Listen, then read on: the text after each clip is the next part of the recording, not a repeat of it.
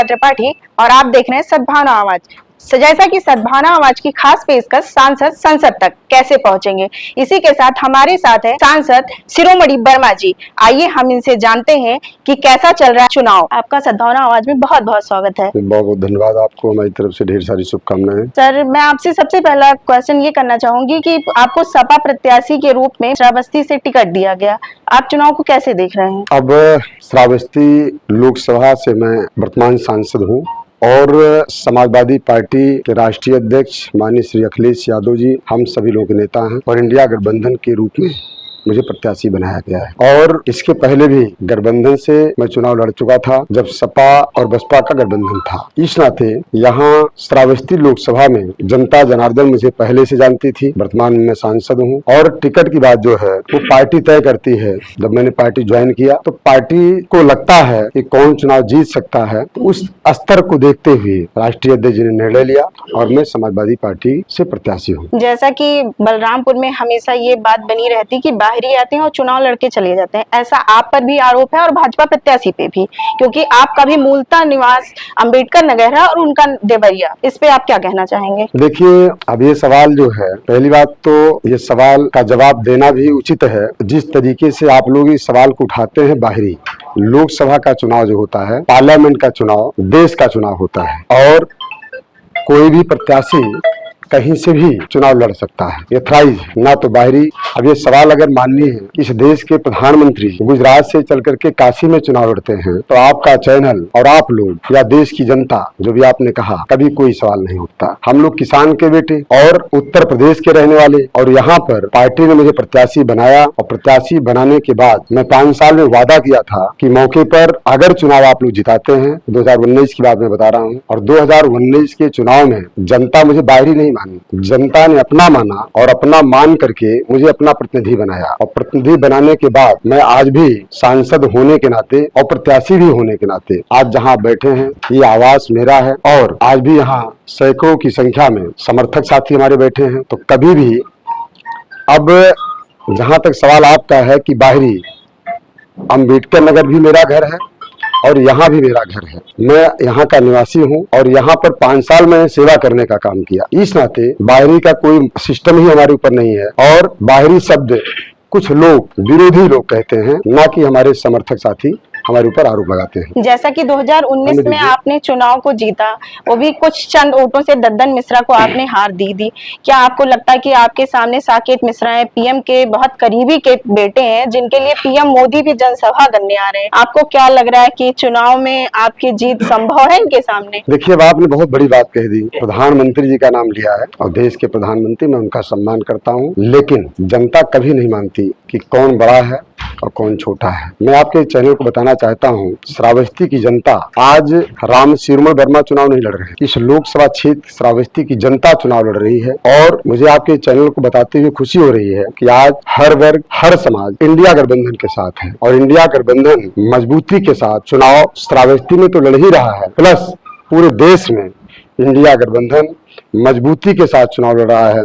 और 4 जून को जब मतगणना होगी तो रिजल्ट आप लोगों को भी मिलेगा कि कम से कम परिस्थितियां क्या हैं। आज जनता बोल रही है कि इंडिया गठबंधन की सरकार बनने जा रही है। तो इस नाते कहीं भी कोई चेहरा कहीं का भी हो, लेकिन जनता ये नहीं मानती है। जनता ये मानती है कि कौन अच्छा है, कौन हमारी बात सुनता है, कौन अपने बगल बैठाता है, कौन हमारे सुख दुख में पहुंचता है। जनता इसको देखती है।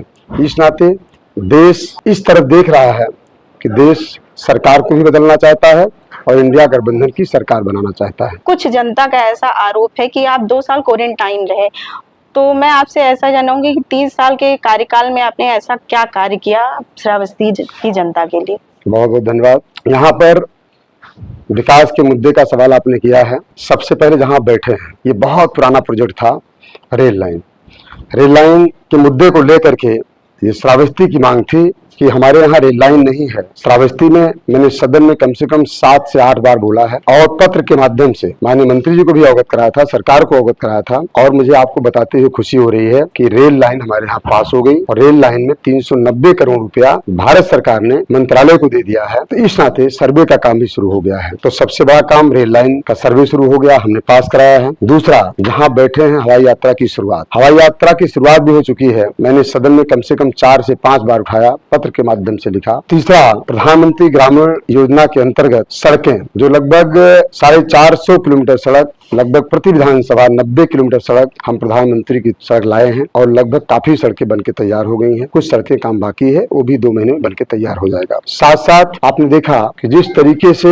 यहाँ पर बलरामपुर में हमेशा जाम की स्थिति बनी रहती थी, 516 करोड़ रुपए की लागत से एनएच से बाईपास हरिहरगंज से बिजलीपुर के पास तुलसीपुर रोड पर लगभग 21 किलोमीटर एनएच की सड़क बनने जा रही है। लगभग निर्माण काम शुरू भी हो गया है। और चौथा, स्वास्थ्य को देखते हुए प्रधानमंत्री का जो क्षेत्र रहा हो, यहीं से आज हमारे बीच में नहीं है, स्वर्गीय पंडित अटल बिहारी वाजपेयी जी बलरामपुर की धरती से चुनाव जीत करके सदन के सदस्य बने थे। मैंने उनका नाम ले करके माननीय स्पीकर साहब से मंत्रालय से कहा था कि जो प्रधानमंत्री का क्षेत्र हो और वहाँ एक मेडिकल कॉलेज ना हो। मैंने सरकार को जब 4 बार 5 बार इस मुद्दे को लेकर के बोला तो सरकार को मुझे मेडिकल कॉलेज भी देना पड़ा और आज मेडिकल कॉलेज बनके लगभग तैयार हो गया है। साथ साथ शिक्षा के क्षेत्र को देख लीजिए, नवोदय विद्यालय, केंद्रीय विद्यालय हमारे यहाँ लगभग नवोदय 2 दोनों जनपदों में, केंद्रीय 2, 4 विद्यालय हैं। जहां सीटें यहाँ 40 हुआ करती थी, 40 से बढ़वा करके हमने उसको 80 कराने का काम किया और आज 80 सीटों पर एडमिशन हो रहा है। साथ साथ जिस तरीके से गाड़ियों का ठहराव, चाहे वो पचपड़वा रहा हो, चाहे वो गैसरी रहा हो, चाहे वो तुलसीपुर रहा हो, चाहे कौआपुर, उत्तराई क्षेत्र आता है, पिछड़ा हुआ क्षेत्र है, वहां पर एक्सप्रेस गाड़ियों का ठहराव लगभग नहीं होता था। हमने हम सफर ऐसी ट्रेन न कहा जंगल ऐसी ट्रेन एक्सप्रेस गाड़ियों का ठहराव और स्टेशनों पर हमने कराया है। ऐसे तमाम मुद्दे हैं। अगर मैं आपको चैनल को बताऊं तो इस तरीके से मां पाटेश्वरी देवी विश्वविद्यालय हम लोग विपक्ष में थे, लेकिन कुछ लोग उस महाविद्यालय को गोंडा में ले जाना चाहते थे और लेकर के चले गए थे। लेकिन आज हमारे बीच में माननीय एसपी यादव साहब नहीं है, वो गैसरी के विधायक थे और मैं सांसद था। हम दोनों लोगों ने और यहाँ की विपक्ष की जनता ने इस बात को आवाज उठाई गई कि कम से कम अगर मां पाटेश्वरी देवी विश्वविद्यालय की दूरी गोंडा से मात्र अयोध्या की 40-45 किलोमीटर, जहां हम लोगों की डिमांड थी, आज बन रहा है। बलरामपुर में श्रावस्ती के बॉर्डर पर 113-14 किलोमीटर सिद्धार्थनगर, 113-14 किलोमीटर अयोध्या, और उसको भी हम लोगों ने पत्र के माध्यम से मुख्यमंत्री जी को अवगत कराया और हम लोगों की बात को सरकार ने माना और फिर दोबारा मां पाटेश्वरी देवी विश्वविद्यालय गोंडा से फिर हट करके हमारे यहाँ बन रहा है। तो ये तमाम उपलब्धियां हम लोगों की हैं और इन उपलब्धियों को देखते हुए जनता ये जान चुकी है कि राम सिरुमल वर्मा जब से सांसद जनता ने मुझे बनाया है, मैंने श्रावस्ती के विकास के लिए, कोरोना काल भी रहा, उसके बावजूद भी जितनी आवाज मैंने उठाई है, आज तक कोई सांसद यहाँ का उतनी आवाज नहीं उठाया है। इसको जनता जानती है। इसी नाते यहाँ की जनता ने मन बनाया है कि अब दूसरे सांसद की जरूरत नहीं है, इंडिया गठबंधन के सांसद को जिताना जरूरी है। और आने वाली 25 मई को जब यहाँ मतदान होगा, मैं आपके चैनल को बताना चाहता हूँ कि सारा वोट साइकिल पर पड़ेगा और देश की सरकार इंडिया गठबंधन की बनेगी। भाजपा प्रत्याशी कह रहे हैं स्वास्थ्य और शिक्षा के बदौलत बलरामपुर को अग्रणी करूंगा। आपका कहना है कि आपने संसद में आवाज उठाई, जिसकी वजह से आज श्रावस्ती लोकसभा क्षेत्र में शिक्षा व्यवस्था अच्छी हो रही है, स्वास्थ्य की व्यवस्था अच्छी हो रही है। आप पिछले साल 5 साल का कार्यकाल आपने जनता के बीच रह के निभाया। आप क्या ऐसा रोल मॉडल लाएंगे जिससे पिछड़ेपन का धब्बा श्रावस्ती लोकसभा क्षेत्र को छोड़ पाए? देखिए, ऐसी कोई एक बात मुझे आप बताइएगा जो आप इंक्लूड करेंगे। मैं बता रहा हूँ, हमारी पार्टी समाजवादी पार्टी इंडिया गठबंधन अलायंस, घोषणा पत्र में साफ चीजों को दिखाया गया है कि किसानों का जो शोषण हुआ है, किसानों का शोषण, भारतीय जनता पार्टी की सरकार ने वादा किया था कि किसानों की आय दोगुना करूंगा, नौजवान साथियों को 2 करोड़ नौकरी प्रतिवर्ष देने का काम करूंगा, प्लस जिस तरीके से वादे थे उस पर सरकार खरी नहीं उतरी। लेकिन मैं आपके चैनल को बताना चाहूंगा, इंडिया गठबंधन की सरकार बनने के बाद सबसे पहला हम लोगों का किसानों का कर्जा माफ होगा। सबसे पहला सवाल, किसानों का कर्जा माफ होगा। साथ साथ तो देश के नौजवान बेरोजगार उनके लिए प्रतिवर्ष 1 लाख रुपया सरकार देने का काम करेगी। जो हमारी माताएं हैं, बहनें हैं, गरीब बहनें हैं, उनके लिए भी सरकार 1 साल में 1 लाख रुपया देने का प्लान बनाया है। साथ साथ जो देश के श्रमिक हैं, जो श्रमिक मनरेगा की मजदूरी करते हैं, उनका वेतन आज कई सालों से लगभग 237 या 38 रुपए है। उसको सरकार ने हमारे घोषणा पत्र में है कि लगभग उसको 400 रुपया प्रतिदिन की दिहाड़ी से किया जाएगा। तो तमाम ऐसे घोषणा पत्र में हम लोगों ने वादा किया है। हम लोगों ने इंडिया गठबंधन सरकार बनने के बाद जो इस देश के हालात हैं, जो इस देश की स्थितियां हैं, जो आज किसान अपने को ठगा महसूस कर रहा है, इस देश का बेरोजगार ठगा महसूस कर रहा है, अब ये स्थिति नहीं आएगी। इंडिया गठबंधन सरकार बनने के बाद जो घोषणा पत्र है उसको हम लोग पूरा करने का काम करेंगे और देश खुशहाल होगा, यहाँ की जनता खुशहाल होगी। किसान जैसे छुट्टा जानवरों से बहुत परेशान है। अगर हम सर्वे में गए तो मुझे ऐसी चीजें देखने को मिली। क्या इसके लिए आपके कोई प्लान है? मैंने कह दिया, किसानों का शोषण बहुत ज्यादा हो रहा है। आपने मुद्दा फिर उठाया है। जब सरकार हमारी बनेगी तो जो परिस्थितियां हैं, आज छुट्टा जानवरों से तमाम एक्सीडेंट हो जा रहे हैं, तमाम लोगों की जानें चली जा रही हैं। उस जानवर की भी तो सर ये भी कहते हैं कि मैं रात भर सोता नहीं हूँ, किसान मैं अपना खेत रखा। मैं वही बता रहा हूँ। अब एक पॉइंट में बता दूं आपको, अच्छा सवाल आपने किया। किसानों को किसान सम्मान निधि भारत सरकार के द्वारा इतना प्यारा सा नाम, इतना प्यारा सा शब्द दिया गया, किसान सम्मान निधि। लेकिन मैं अपने किसान भाइयों से जानना चाहूंगा, इस मुद्दे को भी मैं क्षेत्र में बताता हूँ कि 6,000 रुपए दे करके, 6,000 रुपए साल भर में किसानों को दे करके और 24 घंटा दिहाड़ी रात दिन खेत की रखवाली कराना, ये भारत सरकार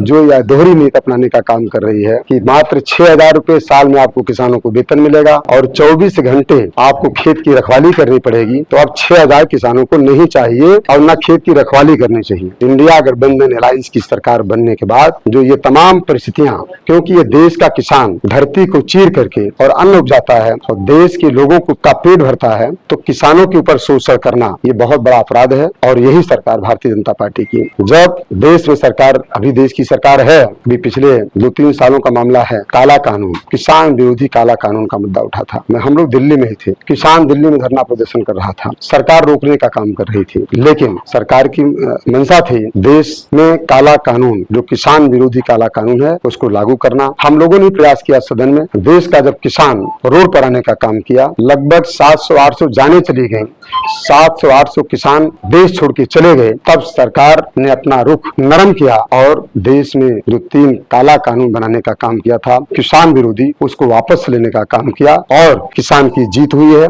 सरकार की हार हुई है। लेकिन इस तरीके से जो जाने चली गई हैं, अभी उस पर किसान भाई चुप बैठे हैं। तो समय आ गया 2024 का। अब किसान भाई भी, नौजवान भाई भी, सारे लोग नाराज हैं। और जहां तक सवाल छुट्टा जानवर था, उसके सारे उपाय इंडिया गठबंधन की सरकार करेगी और सारे लोग मन बना चुके हैं कि 25 मई को यहाँ मतदान होगा और इंडिया अलायंस का प्रत्याशी चुनाव जीतेगा। जैसा कि आपका चुनाव त्रिकोणीय है और आप पिछले बसपा सांसद रह चुके हैं, आपको क्या लग रहा है कि मुस्लिम समुदाय आपके साथ आएगा? अब आपने जात की बात उठा दी, मैं फिर कह रहा हूँ, हम लोग इंडिया अलायंस कभी किसी जात की बात नहीं, मैं ये नहीं कह रही, आपके प्रत्याशी तीनों हैं, इसलिए ये बात आपसे पूछा। कभी भी मैंने कहा, अभी पहले आपका बाइट मैंने दिया है कि इंडिया गठबंधन के साथ कोई ऐसी जाति नहीं है, कोई ऐसी बिरादरी नहीं है जो इंडिया गठबंधन के साथ नहीं है। हम मुस्लिम की बात नहीं कर रहे हैं, हिंदू की बात नहीं कर रहे हैं, सारे लोग। और आज यहाँ की स्थिति जो है बड़ी साफ है, बड़ी साफ है कि इंडिया अलायंस मजबूती के साथ यहाँ चुनाव लड़ रहा है। जब जनता चुनाव लड़ती है तो यहाँ बिरादरी की बात नहीं है, हर बिरादरी में देख रहा हूँ। देखिए यहाँ मुस्लिम समाज बैठे हैं, दलित समाज के लोग बैठे हैं, ओबीसी समाज के बैठे हैं, क्षत्रिय समाज के बैठे हैं, ब्राह्मण समाज के लोग बैठे हैं, सारे लोग यहाँ बैठे हैं। तो जाति फिर कहाँ से आती है? इंडिया गठबंधन के साथ मैं फिर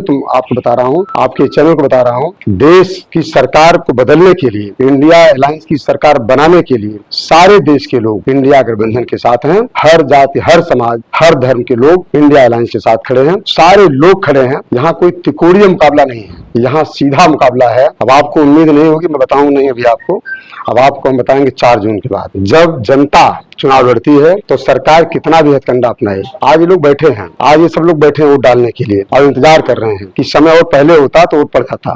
लेकिन ये लोग चाहते हैं, अब की बार कहीं शिथिलता नहीं है, जागरूकता बढ़ी है। लोग चाहते हैं इंडिया अलायंस के प्रत्याशी को जिताना। इस नाते कहीं ऐसी कोई बात नहीं है। भाजपा प्रत्याशी बस मुझे एक लास्ट, अरे 5,000 वोट की बात आपने कहा ना जी, 5,000 वोट की, तब मैं नया था, मुझे भी बाहरी बाहरी कहा गया था उस समय भाई, लेकिन अब बाहरी नहीं, हमारे घर परिवार के लोग देखिए बैठे हैं और हर समाज के लोग बैठे हैं। अब मैं यहाँ का निवासी हूँ और यहाँ के लोग हमारे भाई हैं, बहन हैं, पिता तुल्य लोग बैठे हैं। तो मैं मानता हूँ कि अब हम उन लोगों के हैं और लोग हमारे हैं, इस भाव के साथ जनता वोट दे रही है। जैसा कि आपने कहा कि मैं अच्छे वोटों से जीत के निकलूंगा, ऐसा साकेत मिश्रा भाजपा प्रत्याशी वो कह रहे हैं कि आप अपनी जीत को लेके मुंगेरी लाल के सपने देख रहे हैं, इस पे आप क्या कहना चाहेंगे? देखिए, मैंने फिर कहा जनता चुनाव लड़ रही है यहाँ। मुंगेरी लाल का सपना कह देना और 4 जून को सामने जब आएगा रिजल्ट, है ना, तो सामने आ जाएगा कि जनता यहाँ की क्या है और हम लोग क्या हैं। हमें घमंड नहीं इस बात का, लेकिन जनता जब चुनाव लड़ती है और इंडिया अलायंस